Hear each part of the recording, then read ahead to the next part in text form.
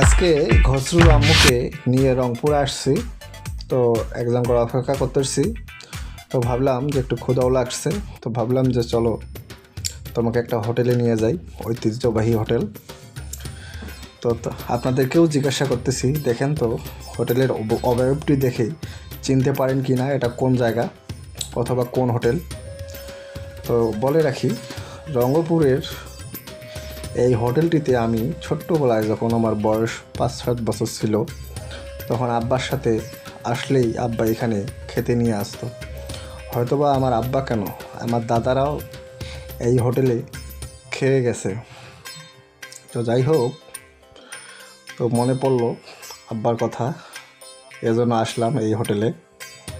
আপনারা চিনতে পারছেন কি? মাঝে মাঝে কিন্তু একটা উপরের দিকে হোটেলের নামটিও বাইর হচ্ছে। এখনকার প্রজন্মরা হয়তোবা হোটেলটিকে সেভাবে চেনে না, কিন্তু সেই আমলে সেটা ছিল